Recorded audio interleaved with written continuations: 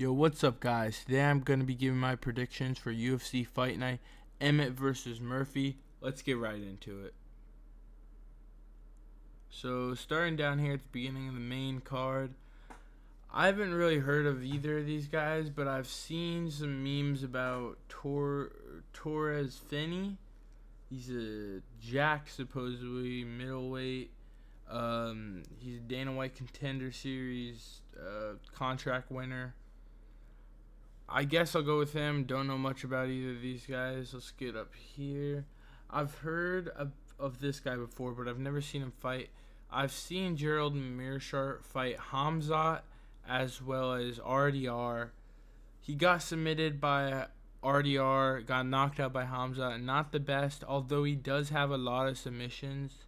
From what I believe, I think he has the most submissions in the UFC or in middleweight, one of the two. But I could see Gerald Mearshart somehow pulling this off. I've never seen this guy fight. Don't know what style he is or nothing. But going on to what is the last fight before the featured fight, we got Kennedy Nzechukwu. I saw him fight Chris Barnett or Josh Barnett. Well, I don't remember the guy's name. The guy weighs about 250 pounds. He hurt his leg before when he was doing his intro, I believe it was. And Kennedy had just absolutely obliterated him. He's ranked number 15th. Never heard of this guy before. So I'll just take Kennedy and Nzechukwu. I know he has a lot of power for his size. Surprisingly, I've never heard of any of these people. I'm not sure why, but co-main event, I've heard of this guy, Anderson Brito. He's really skilled, and I really like his fighting style. I think he's probably going to take this one. He's just like an absolute monster for 145. He just like rips people apart from what it seems like. I know he's some sort of a grappling style, if I remember.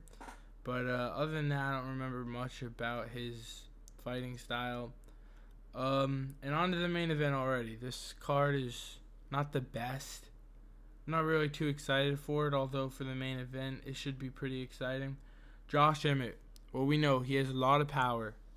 He's really susceptible to tricks like feints, as we saw in the Yair fight for the interim featherweight title that he had a couple fights ago. He did take a lot of damage, which makes me a little weary on picking him. He took a lot of damage in the Ilya fight. He also took a bit of damage in the Yair fight, but nothing extraordinary. He tapped out in the second round, I believe it was. And looking at Lerone Murphy, he's a much well-rounded fighter, but Josh Emmett's just got that power, that one-shot knockout. Josh Emmett's getting old. I believe he's 39 or 40 now, but the power is the last thing to go. And Lerone Murphy, we saw him get dropped by Dan Ige, the number 15th ranked featherweight, I believe he is now. Somewhere there between the 10 and 15 mark.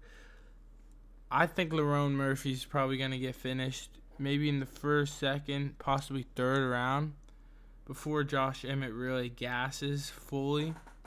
I guess I could see Lerone Murphy winning via decision, being that he's the overall better fighter. But I just see Josh Emmett clipping him early.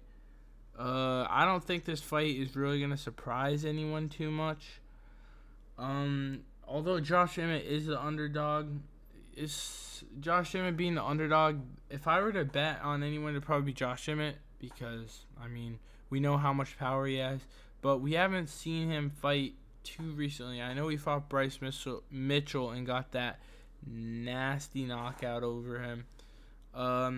But I just think that Josh Emmett being the underdog at plus 220, that's too big of a difference, being plus 220 to minus 270. If I were to bet any money, it'd be on Josh Emmett because of how big the betting difference is, the betting gap. Just he's too big of an underdog. I'd put my money on him. He's got such a high chance of winning this fight, being for how underrated he is, in my opinion. But that's all for this video. Thank you guys for watching. I'll see you in the next one. Bye.